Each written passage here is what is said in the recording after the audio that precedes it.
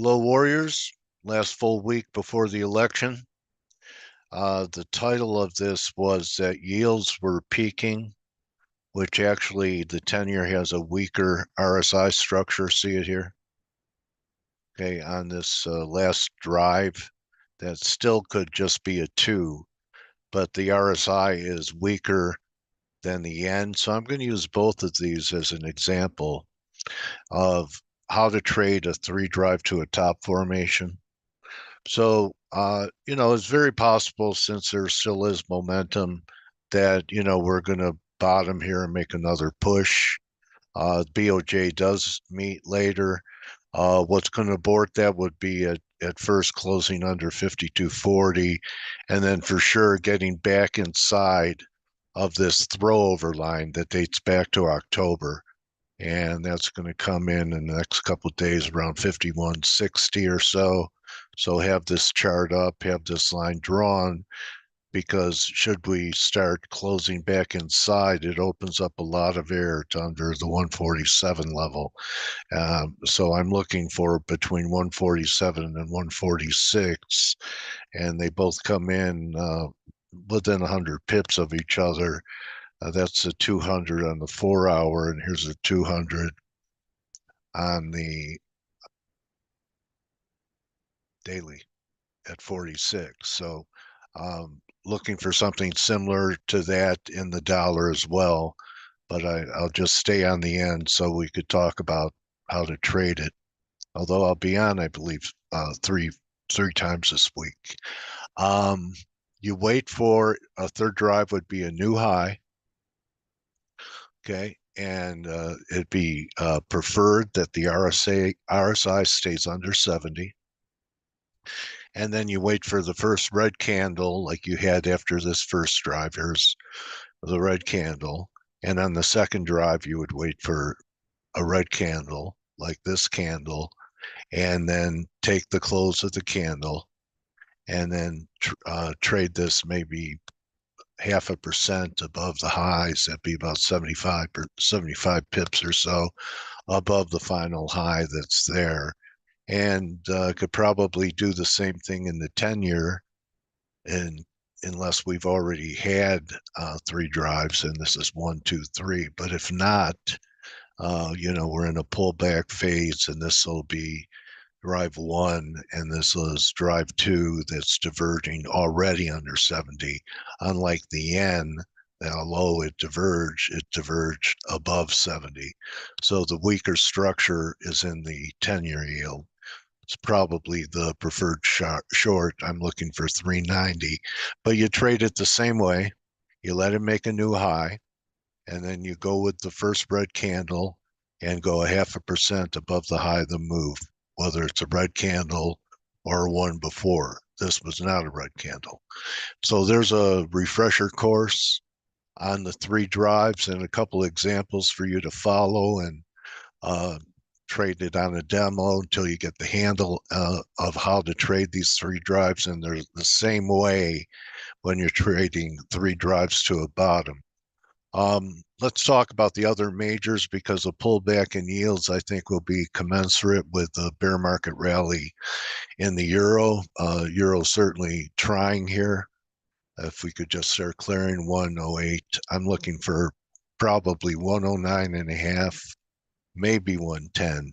Back here, I thought we might have 110.5, but still thinking there's some type of bottom developing here. There is some data this week. We'll see how the market deals with it, but we're putting in a higher low there. We're putting in a higher low there. I think that you could buy cable and risk the lows, and that's really only 100 pips from here. So, and potential is about 170 to 31.5. Aussie's been the weakness, but I have a hard time not shorting it. But why should I buy the weakness when I've identified both pound and euro are making higher lows for the first time? And a similar scenario in the dollar, just like we saw in yield. So uh, get the relationship. There's might be a little bit different in magnitude, but here we're in two drives here. Are we going to get one more? As I've been saying, your first sign of the dollar about to decline to lower levels would be back under 103.80. That's not that far away. That's only 38 points away. That's one day. And gold, was down before, still trying to push up, but the key reversal is in hand. Maybe we make one more high. Um, all I know is I'm certainly glad, and the grinding nature that we had in Newmont sure made me glad I didn't go for it. Except I wish I would have bought some puts. But I mean, this was earnings driven. But wow, and it's part of the GDX, so that doesn't look great either. Some of the smaller ones are holding up a little better, but it's still my view that I'm going to have a better buying opportunity in the miners. I know I've been saying that for a while. I don't feel like I've missed a lot, even if I bought it here, a buck. Okay. So we'll see what happens in the metals as well. I was right about there was going to be a retaliation by Israel this weekend, but I was wrong about the type of attack because crude got whacked. That was a losing trade for me on that spec. I had no technical contingency. So I'm gone. We're breaking down now here. So sometimes, doesn't pay to be cute, but I want to be transparent. I bought it. I was right about the attack, but wrong about the type of attack. But also, let me comment on the fact that if you think it's won, you think it's over. I think that you're overly optimistic because it continues to escalate. And Israel took out Iran's air defense system for probably a reason to go back. And I think that that's going to happen. So maybe everything, holds off now until after the election. Still my contention, they want to hit those nuclear sites. So we'll see. Maybe by then, crude, let me go to the weekly. Maybe it's going to get down to that line I've had drawn for a year. Where is it? Not on the daily. So you see the breakdown there. Let's see where it could go. I think it comes in around 62. Yeah, here it is. So it looks like we're on our way here. I'll try it down here. That's originally what I was going to do. So here's a lesson.